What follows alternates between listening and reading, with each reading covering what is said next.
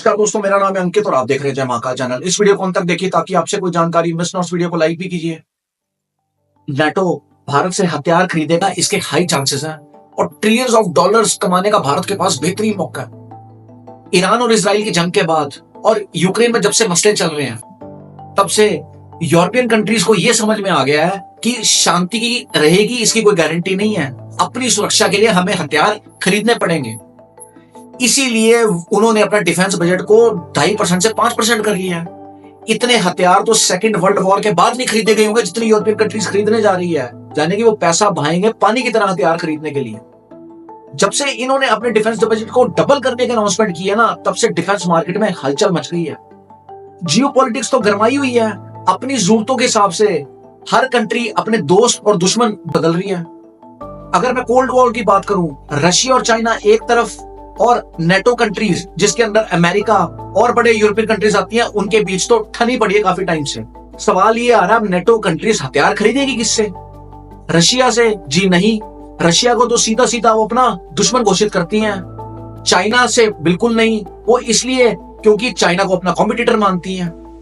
America, France, Germany जो खुद NATO के मेंबर्स हैं, उनसे नहीं, क्योंकि कुछ ऐसी यूरोपियन कंट्रीज हैं जिनके पास पैसा नहीं है। लेकिन हथियार जो अमेरिका, जर्मनी और फ्रांस के ना, वो बहुत महंगे हैं, तो वो यूरोपियन कंट्रीज अफोर्ड नहीं कर सकती। बचा कौन? भारत। शायद भारत को पता था, इसीलिए भारत ने अपने वॉर टेस्टेड वेपन्स को पहले रखा हुआ था। इन वेपन्स की डील कभी भी नेटो के साथ हमारी हो सकती है।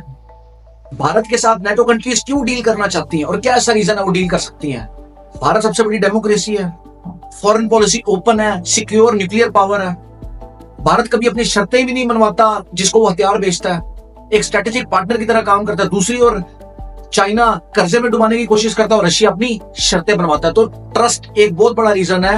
भारत के जो वेपन्स हैं वो सस्ते भी हैं और उनकी क्वालिटी भी वेस्टर्न वेपन्स के बराबर है, और कुछ की तो क्वालिटी वेस्टर्न वेपन से भी ऊपर है। भारत के जो वेपन्स हैं वो सिर्फ कागजी नहीं है, वॉर टेस्टेड है। ऑपरेशन सिंदूर के दौरान भारतीय वेपन्स ने कैसा परफॉर्म किया तो पूरी दुनिया ने देखा है। तो ये सारे फैक्टर्स हैं जो नेटो देशों को भारत की तरफ अट्रैक्ट करेगा। अब ऐसे कौन से वेपन्स हैं जो नेटो देश भारत से खरीद सकता है? पहला है ब्रह्मोस। इसका तोड़ दुनिया में किसी के पास नहीं है। दुनिया की सबसे तेज सुपरसोनिक क्रूज मिसाइल है ये। इसकी स्पीड ध्वनि से भी 3 गुना ज्यादा है। जब तक दुश्मन इसको आइडेंटिफाई कर पाता है तब तक ये तबाही मचा देती है। एक बार ये टारगेट को लॉक करते तो इसको रोकना नामुमकिन है। पूरी दुनिया में किसी के पास इसका तोड़ है ही नहीं। फिलीपींस के पास इसका एक ऑर्डर जा चुका है। वियतनाम, ब्राजील और इंडोनेशिया जैसी कंट्रीज भारत से बात कर रही है इसे खरीदने के लिए। दूसरा है आकाश तीर एयर डिफेंस सिस्टम, जिसने ऑपरेशन सिंदूर में बेहतरीन काम किया। 40 से 50 किलोमीटर दूर ये टारगेट आइडेंटिफाई कर लेता है और उसको तबाह कर देता है। सबसे बड़ी खासियत इस एयर डिफेंस सिस्टम की है इसकी मोबिलिटी और प्राइस। अमेरिका का जो पैट्रियट एयर डिफेंस सिस्टम है ना, ये उतना ही काम करता है लेकिन उससे कॉस्ट में 10 टाइम्स चीपर। तो आर्मेनिया ने भी इसी आकाश तेज सिस्टम का इस्तेमाल किया था अजरबैजान के खिलाफ और इसने बेहतरीन रिजल्ट्स दिए थे। तीसरा है पिनाका सिस्टम। ये मल्टी बैरल रॉकेट सिस्टम है। 44 सेकंड के अंदर ये 12 रॉकेट फायर करता है। कारगिल के अंदर इसने बहुत बढ़िया काम किया था। दुश्मन की सीमा को ये शमशान बनाता है सेकंडों के अंदर। चौथा है तेजस। ये लाइट कॉम्बैट एयरक्राफ्ट है। कुछ टाइम पहले दुनिया इसका मजाक उड़ाया करती थी, लेकिन आज ये अपने तेवर दिखा रहा है। अमेरिका का F-16 और स्वीडन के ग्रिपन के टक्कर का ये 4.5 जनरेशन फाइटर जेट है। ये बहुत सस्ता फाइटर जेट है एज कंपेयर टू स्वीडन का ग्रिपन और F-16, क्योंकि बहुत सारे ऐसे यूरोपियन कंट्रीज हैं जो अफोर्ड नहीं कर सकते स्वीडन का और अमेरिका का फाइटर जेट खरीदना। इसकी सबसे बड़ी खासियत है इसके अंदर दुनिया का गैलियम नाइट्रेट रडार, जो कि बहुत शक्तिशाली है, वो इसमें लगा हुआ है। सुखोई के अंदर भी सेम रडार लगा हुआ है, लेकिन ये उससे भी हाई क्वालिटी का लगा हुआ है।